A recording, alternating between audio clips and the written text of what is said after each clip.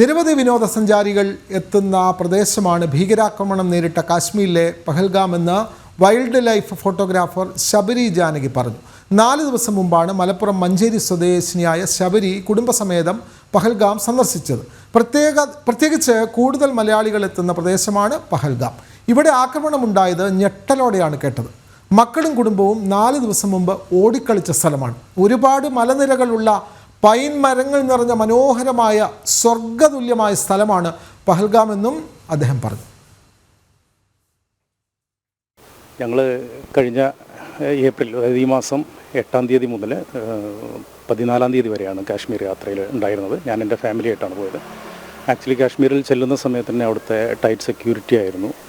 പിന്നെ മൊത്തത്തിൽ അവിടെ ഒരു ഫുള്ളി അണ്ടർ ആർമി കൺട്രോളായിരുന്നു കാര്യങ്ങൾ. പിന്നെ അവിടെ പോകുന്ന സമയത്ത് ടൂറിസ്റ്റുകൾ ധാരാളമുണ്ട്. ടൂറിസ്റ്റുകളുടെ ഒരു ഒഴുക്കാണ്, എസ്പെഷ്യലി മലയാളികൾക്ക് ധാരാളമായിട്ട് വരുന്നുണ്ട്. പിന്നെ ശ്രീനഗറിലാണ് താമസിച്ചതെങ്കിലും ശ്രീനഗറിൽ നിന്ന് കുറേ ദൂരം യാത്ര ചെയ്തിട്ട് വേണം നമുക്ക് ഈ ടൂറിസ്റ്റ് ഡെസ്റ്റിനേഷനുകളിൽ എത്താൻ വേണ്ടിയിട്ട്. അതിനകത്ത് സോനാമാർഗ് ഉണ്ട്, ഗുൽമാർഗ് ഉണ്ട്, അതുപോലെ ഇപ്പോൾ ഈ സംഭവം നടന്ന പഹൽഗാം ഉണ്ട്. പഹൽഗാം എന്ന് പറയുമ്പോഴും പഹൽഗാമിലല്ല ആക്ച്വലി ഈ ഒരു ഇൻസിഡൻറ്റ് നടന്നിട്ടുള്ളത്. അത് പഹൽഗാമിൽ നിന്ന് നമ്മൾ അവിടെ ബേസ് ക്യാമ്പ് ആക്കിക്കൊണ്ട് അവിടെ നിന്ന് നമ്മൾ പല സ്ഥലങ്ങളിലേക്കും യാത്ര ചെയ്യുകയാണ് ചെയ്യുന്നത്. അത് കുതിരപ്പുറത്ത് പോകാം, അവിടുത്തെ ടാക്സി അവൈലബിൾ ആണെങ്കിൽ ടാക്സിയിൽ പോകാം. അവിടെ ഒരുപാട് വാലീസ് ഉണ്ട്, ആരു വാലി, ചന്ദൻ വാലി, അതുപോലെ തന്നെ ബൈസറൻ വാലി. അത്തരത്തിലുള്ളൊരു വാലിയിൽ ബൈസറൻ വാലി എന്ന് പറയുന്ന മിനി സ്വിറ്റ്സർലൻഡ് എന്ന് പറയുന്ന പ്രദേശത്താണ് ഈ ഒരു അറ്റാക്ക് ഉണ്ടായിട്ടുള്ളത്. അപ്പോൾ നമ്മളെ സംബന്ധിച്ചുള്ള ഇത് ഒരു 4 ദിവസം മുമ്പേ അനുഭവിച്ച അല്ലെങ്കിൽ പോയിട്ടുള്ള ഒരു സ്ഥലമായതുകൊണ്ട് തന്നെ ഇത് ഭയങ്കര ഒരു ഷോക്കിംഗ് ആണ്. കാരണം ഞാനും എൻ്റെ മക്കൾ ഓടിക്കളിച്ച, എൻ്റെ കുടുംബം ഓടിക്കളിച്ച, അതിനകത്ത് ഏറ്റവും വിഷമം തോന്നുന്നൊരു കാര്യം എന്ന് പറയുന്നത് എൻ്റെ മക്കൾ എടുത്ത് താലോലിച്ചിരുന്നൊരു ആട്ടിൻകുട്ടി ഉണ്ടായിരുന്നു ഈ പറയുന്ന സ്ഥലത്ത്, ഈ മിലിറ്റൻ അറ്റാക്ക് ഉണ്ടായ സ്ഥലത്ത്.